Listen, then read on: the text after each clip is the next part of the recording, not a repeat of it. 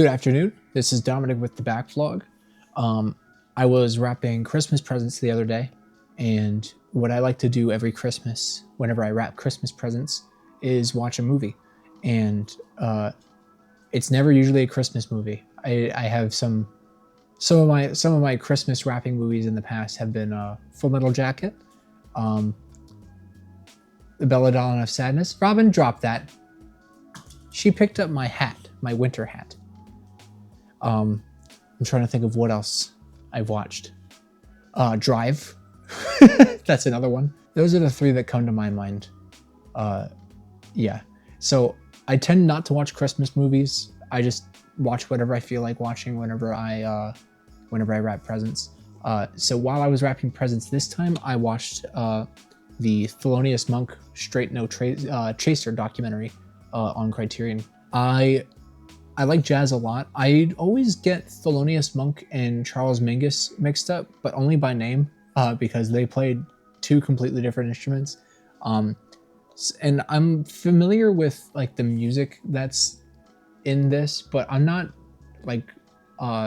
totally intimate with it like I am with like Coltrane or Miles Davis. I have Miles Davis playing right now.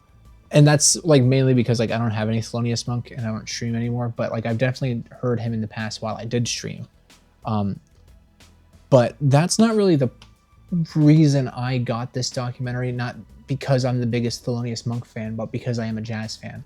And I found myself a little while ago thinking like I never really saw any like live jazz performances, like and I kind of forgot to explore that a little bit further and like look that up on YouTube to see if there ever was. But this documentary is a perfect first-hand account of what the scene was like back in the 1960s. As for like being a biography about Thelonious Monk, it's not really the best in that regard because I don't feel like I came out of this documentary really knowing anything more about him. I think they kind of touched a little on like his depression and I guess alcoholism, but I don't really know if that's the case because they don't really talk about it. And I don't know if this is really what this documentary was kind of going for. Because what this is it's an incredible archival film. It's the equivalent of like if somebody were to make a vlog today, and it's really interesting to see because like if you think about the time period that this was recorded in, there's just a dude with a camera walking around following Thelonious Monk while he composes and like during like live gigs and everything.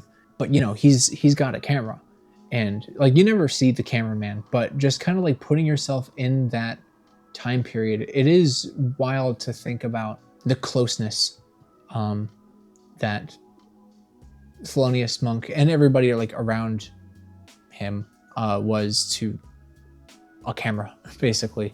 I don't really know how to put it, but it's just interesting to think about in that context.